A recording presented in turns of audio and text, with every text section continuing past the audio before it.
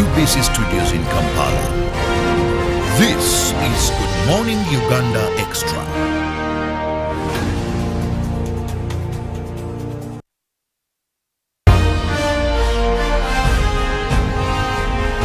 Live from UBC Studios in Kampala. This is Good Morning Uganda Extra.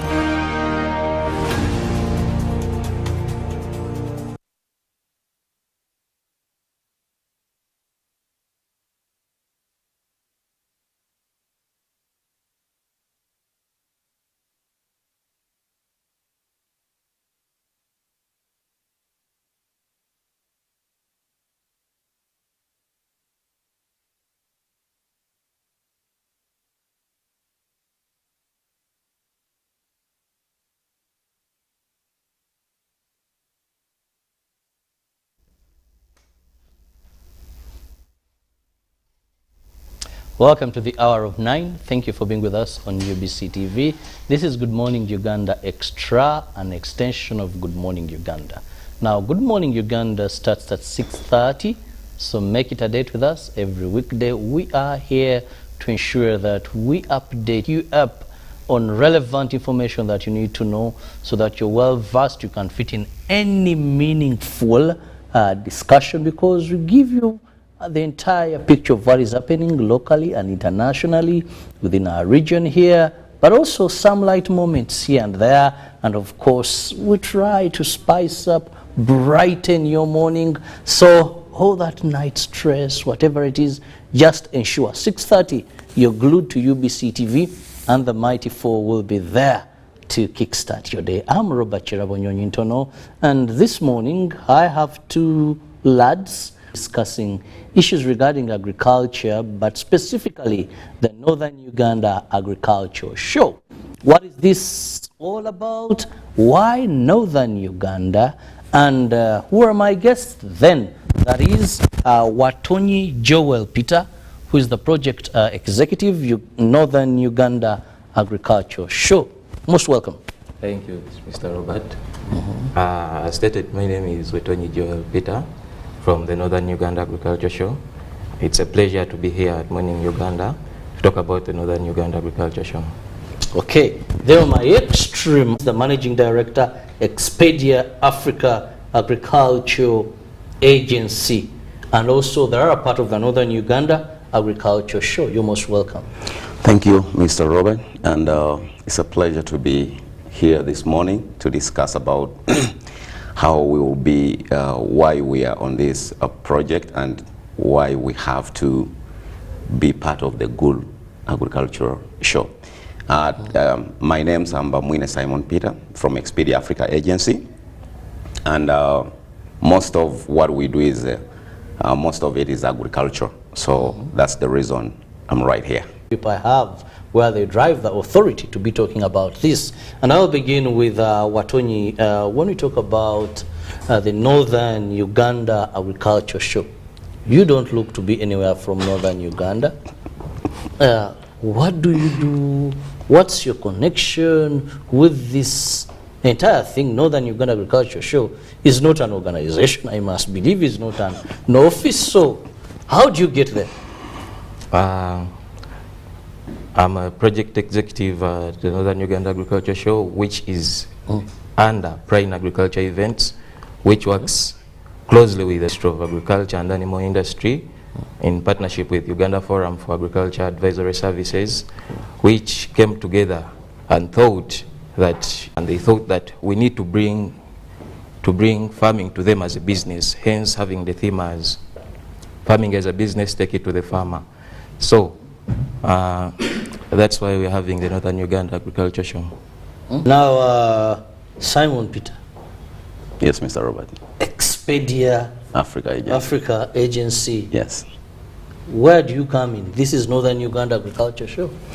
Yes, most of our candidates, remember Expedia Africa Agency, we deal in internships abroad. These are not just internships, these are paid internships abroad, which ranges from 1 year to 1.5. That means friends from different parts of the country, from different colleges and universities from the country. So the northern part of it, the flow of the students and the candidates to come to these internships, it has been low. It has been very down. Most of the candidates that we get come from the western side, central, and eastern is opening up. Yes, but northern part of it is still down. It's like it's left behind. So it might not be that it's left behind, because what I know, because they don't know about these projects. These projects are there, but most of the time because the information moves very fast. So being at the Northern Agricultural Project in the northern side, it makes the information go out there. So remember, in our country, we look at most of the time farmers and everyone. We have on education sector, it's best in class. It's not practical thing. And remember, we do it at a small sector. So when these candidates travel abroad, there is a way their mindset is being changed. There is a way how they look at things. There is a way, because here it's hard to find a farm with a range of 500 to 1,000 maybe dairy cattle, so dairy cows. So if they get there, there is a way they see things. They say, oh, even machines. We don't have like super machine. The technology is still low. They get to know all these things, because we may have investors who want to invest in, but you don't have any idea. So how will the investor do that? So if you get there and you have the idea, you have the experience, you've seen, remember, this is a practical thing. They go to the farm, they do it practically for 1 year and 1 year and a half. So by the time they come here, they have a lot of skills. Not only that, if they go there, they are paid, because someone is earning between 6 to 8 M. Yes, per month. So if you deduct the taxes and what someone is saving, around 4 M to 5 M per month. So if S comes back to join the school, he will already have the capital to start up a big project in their area. Assumably. Now, having gotten to know what you do and your involvement, I want to go back to the topic this morning, which is the Northern Uganda Agriculture Show. Tell us more about this. We've had a number of agriculture shows. We have the annual agriculture show that is in Jinja. Why Northern Uganda, and what is this all about? The show, since Northern Uganda is distant from the national agriculture feel show, free, yes. Yes. We thought about it, and we say these people we need to decentralize services to them. That's why we shall be having, in the show we will be having different actor players in the different value chains, whereby there are different value chains in agriculture. We have poultry, dairy, there is crop value chains, in crop value chains there is rice. So we aim at having different actors in these value chains come together to showcase. And in Uganda, we produce a lot of food, but again you find that people are dying of famine, hunger, which shouldn't be the case. But we also look at addressing post-harvest issues with new and modern mechanisms. So basically, what is going to happen here, that people are going to come and showcase, or you're taking these things to the people? Mr. Robert, we are taking these things to the people. We have got in touch with different exhibitors in the different value chains, and they have come on board. They are coming to exhibit. We have got in touch with different sponsors that have come on board to come and make this happen, like Bank of Uganda, under the Agricultural Credit Facility, which started operation in 2009, and have come on board to disseminate financial literacy to farmers to enable them acquire loans. It's like you're taking this technology, these innovations, and these innovations are not cheap. a farmer will need, you're giving them a solution, but how are they accessing this solution? That's where we decided that we need financial literacy accompanied to these innovations through Bank of Uganda. We also have TechnoServe, which deals in horticulture, and based in northern Uganda. TechnoServe, through their offices in northern Uganda, also came on board. They deal in horticulture, so they are also on board to help us disseminate this information furthermore to more farmers. We have Uganda Forum for Agriculture Advisory Services, which is a mother body for all extension workers in Uganda. Imagine the knowledge these people have. Imagine having them in one place coming and disseminating information. That will be a plus for us. We have Oxfam Uganda, which also came on board. It's a combination of NGOs that come together to ensure livelihood on the less privileged, the women, the children, the young ones, and they also provide financial aid. So they're also on board to aid us, and of course the Ministry of Agriculture. We can't do any successful agriculture project without having them on board. Mm-hmm. Yes. Now, northern Uganda is unique from a number of regions we can talk about. Agriculture is not something, commercial agriculture. Yes, they have their traditional cash crops, so predominant in that area, but it's a bit complicated. Yeah. When I listen to what you've just said, what are you doing differently to suit the people of northern Uganda? Because for them, I don't think it may just be an agriculture show at doing things. Through participatory approaches, we made consultations with district production officers, the farmers themselves. Now, it doesn't make sense for you to bring a technology that won't suit farmers. So yes, we did exhibit it, how good. You exhibit it, how good it is, but a farmer will say, how does farmers themselves, and we have a big team on ground. So we very well know what farmers want in these technologies we are taking to them. So we reached out to the exhibitors we reached out, we feel they best suit the interest of the farmers in northern Uganda. Mm-hmm. Now, going back to Simon, now he's talked about the technologies that are tailor-made for the people of northern Uganda. I can't wait, if well knowing the complicities they have. But now you're interested more in students that are going to be coming. Students and graduates. Students and graduates, yes, that are going to be coming to this show. Yes. Now, of what impact is taking these students outside Uganda relevant to the agriculture that is being done here, or boosting agriculture?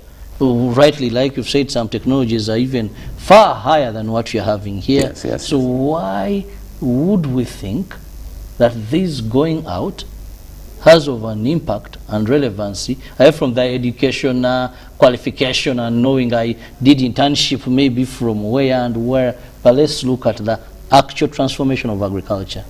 The first thing is knowledge. Mm-hmm. When you have knowledge,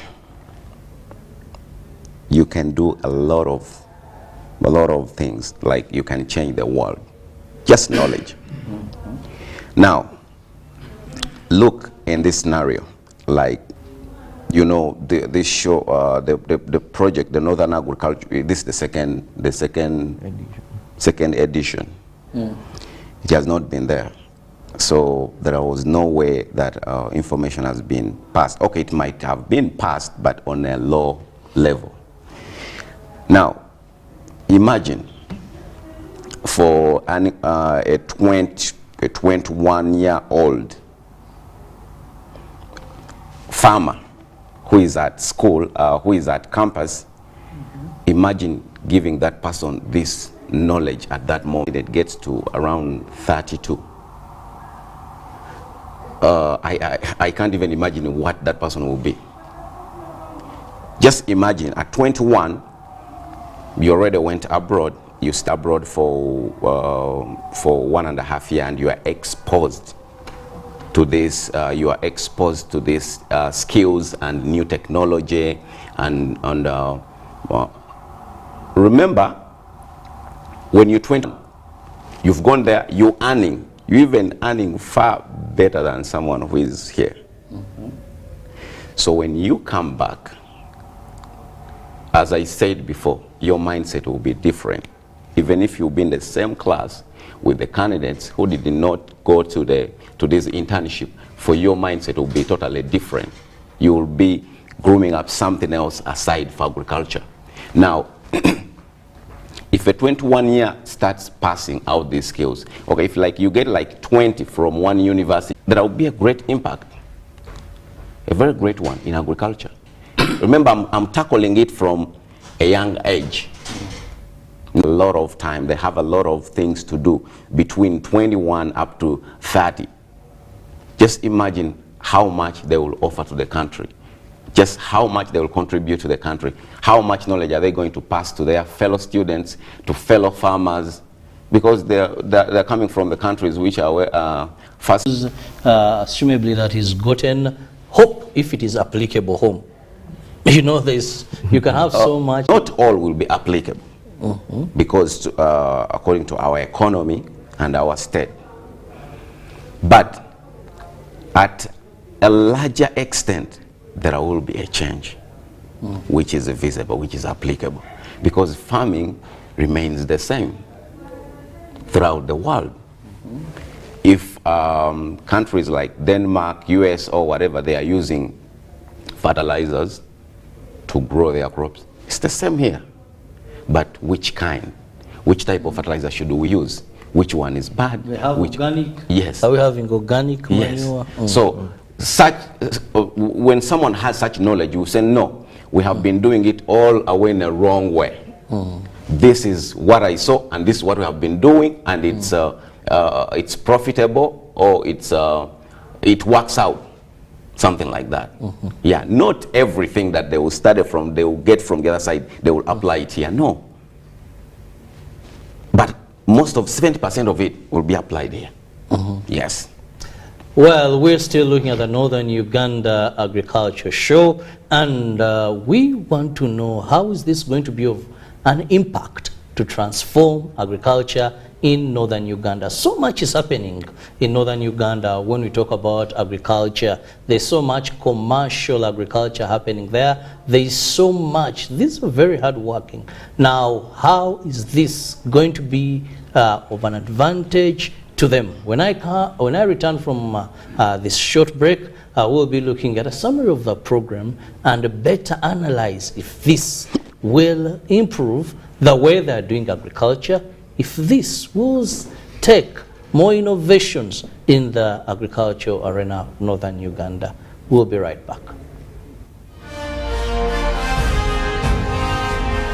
Live from UBC Studios in Kampala, this is Good Morning Uganda Extra.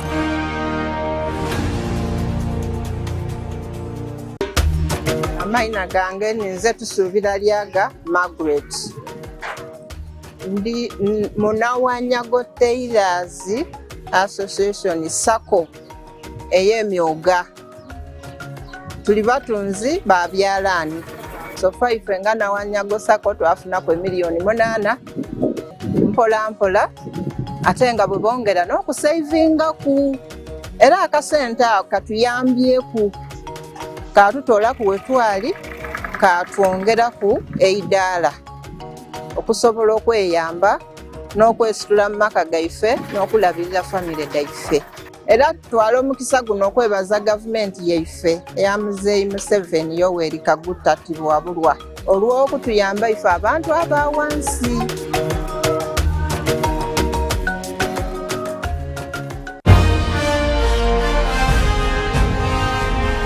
Live from UBC Studios in Kampala, this is Good Morning Uganda Extra.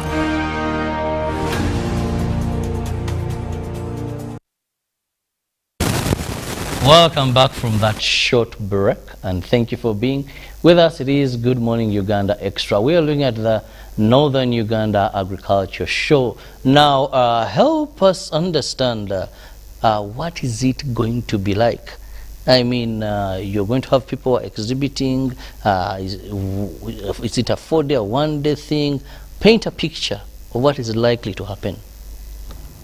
The Northern Uganda Agriculture Show. The official opening ceremony is going to be on Thursday the 27th. We expect the Prime Minister through the State Minister of State, Northern Uganda, to officially open the trade show, the agriculture show. And then the following days we shall have exhibitors and showgoers coming in. We shall have learning and training sessions. We expect to have school quizzes to encourage students and give motivation to students, whereby at the end of the quizzes we expect to give them some prizes. This is to build a culture that agriculture should start from down, not that they meet it at the top. Entry is at a cost, of course, for maintaining the stadium. Entry is at 2,000 shillings only. And then for students, if they come in large numbers, of course, we want students to come and learn. There will be a very good discount for students. Okay, that is in Gulu? In Gulu City at Peche War Memorial Stadium.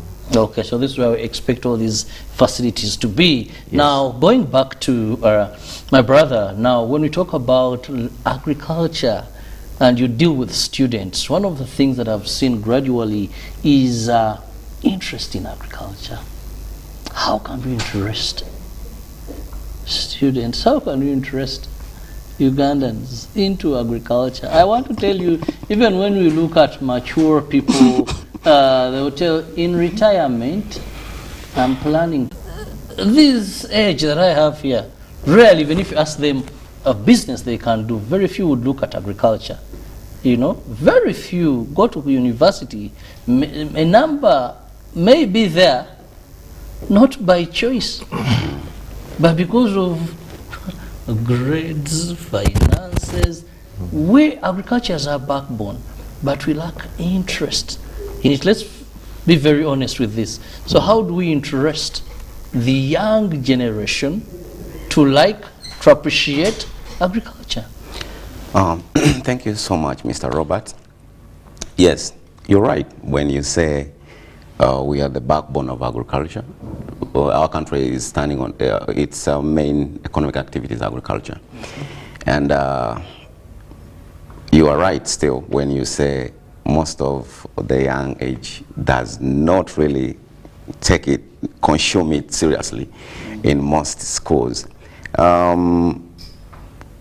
It's the mentality of how are they improving everything. Now,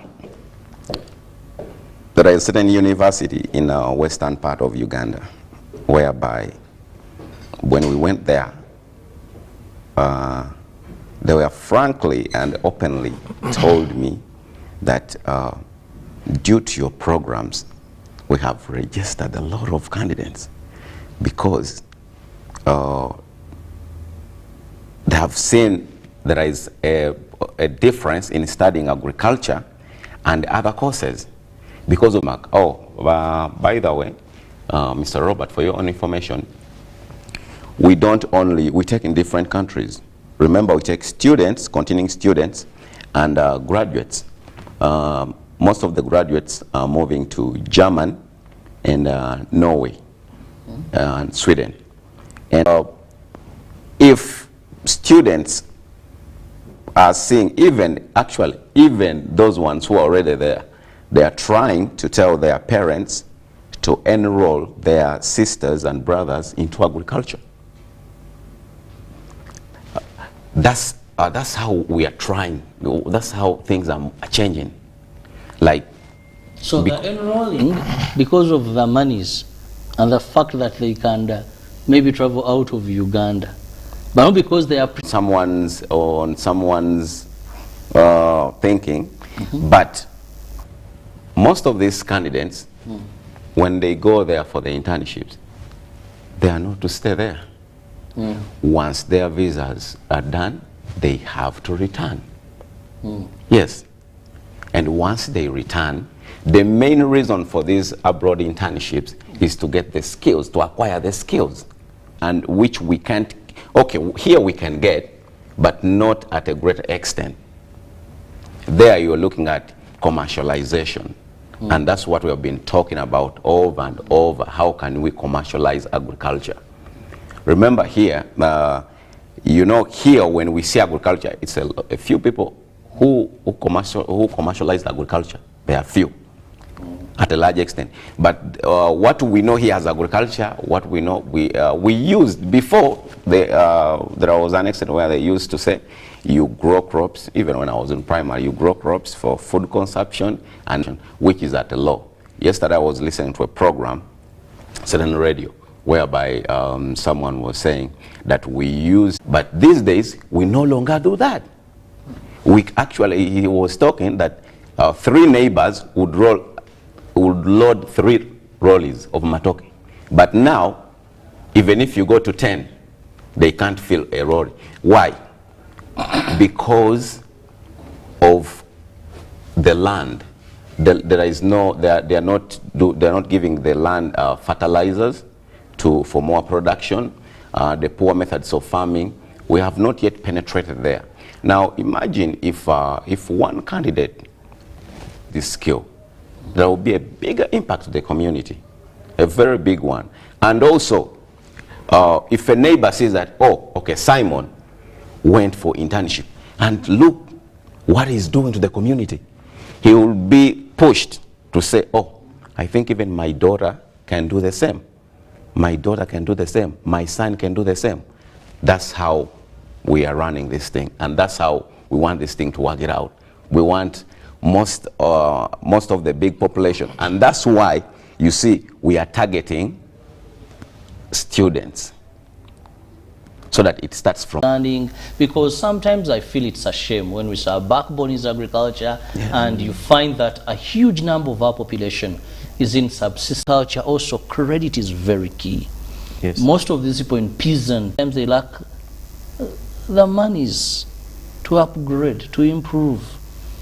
I heard you talk about Bank of Uganda as one of the people into this. I know you don't work with Bank of Uganda, but you're among the key organizers. What is it that Bank of Uganda has to offer when you talk about the Northern Uganda Agriculture Show?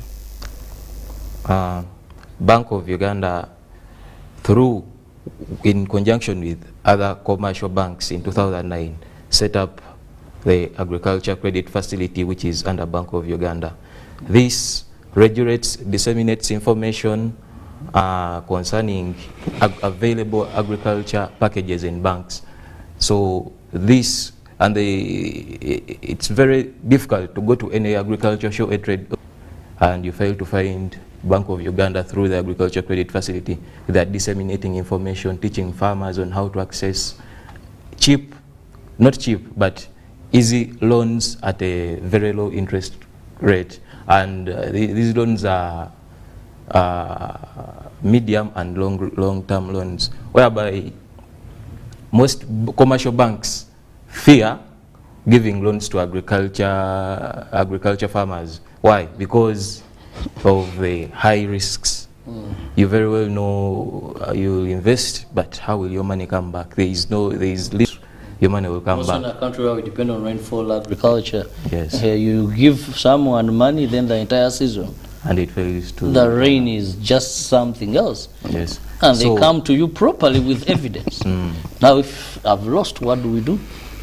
That's where Bank of Uganda is coming up with these packages. They're developing packages that suit farmers that are long term, because a bank will give you a loan to set up your crops. Let's take, for example, you're in coffee. Coffee takes a long time to germinate, but the bank will start demanding their money after 1 month. Start paying bit by bit. But remember, you're not earning. You're still investing in the garden. So Bank of Uganda is coming up with such packages that are tailored and well suited to farmers. Yes. Well, very interesting, and they are going to be there at the agriculture show. Yes, sir. to enlighten them and give them more information regarding this? Yes.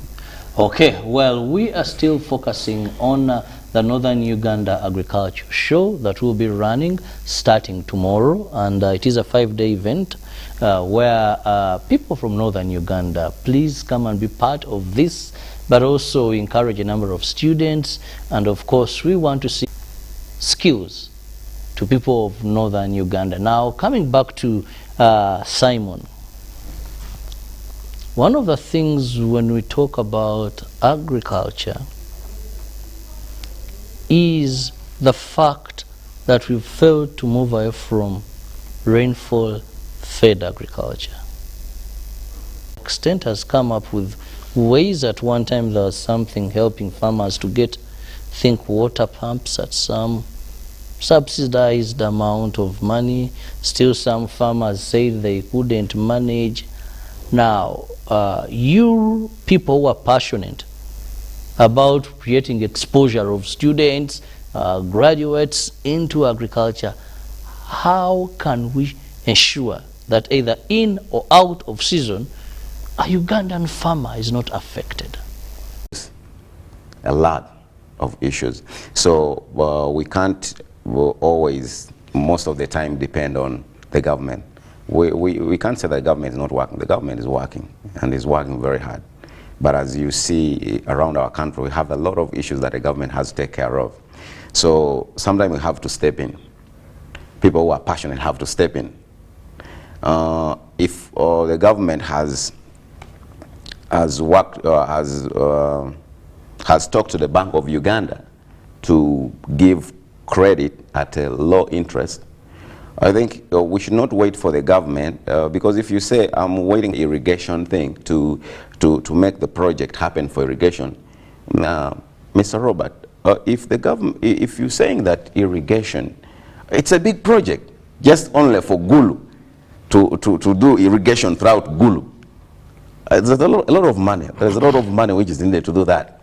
So if Bank of Uganda is on board, farmers can go and get loans at a low rate, whereby they can use it. They can use it for the irrigation projects at their sector. The northern farmers, it's not that they will be. They have been doing this at a low scale, so we want them to do it at a larger scale. And remember, when you're doing something at a larger scale, you need a lot of funds. So if you approach Bank of Uganda and say, you know what, I need to use the irrigation at my farm in case rain doesn't show up or whatever, but I can be able to water my crops. So if you give them your project, of course, to fund it, to give you the loan at a low interest. So that's why we are putting up these shows. That's why they should come. And not only that, there are things, not everything in agriculture that I personally, that I know it. No. Yes, I do farming, not at a large scale. Yes, but I do farming. But there are things that I have to learn from this show. I'm not just going there that because I'm an exhibitor, I'm a partner or whatever, I'm going to learn. There are things I don't know much about it. So I need to go to their toll and ask them A, B, C, D. I get all that information. We should not wait for the government to say, hey, government promised the irrigation system project. We have to wait until when? We have to act. At least let the government find when something is being done.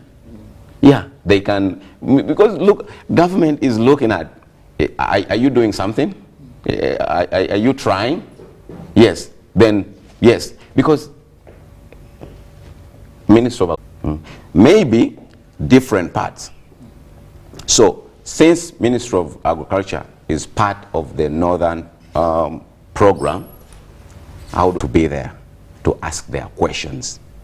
They will address them and they will report to the government, because after compiling all the information, they have to report that, okay, the major problem now we are seeing is A, B, C, D. This is the major one. The other one, we can hold on. But this is what we have to focus on. Because sometimes The government does not even know. Yes. So through such avenues, Yes. they get to know. Well, I just want to thank you so much. I must let you go, but I'll just give each one of you a minute, please. Let's use a minute to have your final remark, beginning with the gentleman just next to me. My final remarks are just to call upon farmers in the northern part of Uganda to come in large numbers, because we have prepared different exhibitors in different value chains that you never know may be life-changing to one or two or to almost everyone. We urge and encourage them to come and turn up to the Northern Uganda Agriculture Show starting tomorrow at Peche War Memorial Stadium in Gulu City. Thank you so much. Simon, your parting shot.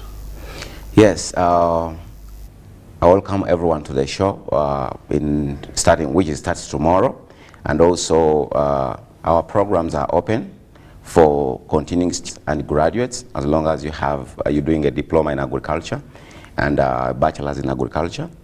We are just not very far. The good thing that we are coming to Gulu, we are bringing all the information that you need. But here in Kampala, we are located at Lumumba Avenue, plot 38. We're always open. Please, for consultation, you can come in.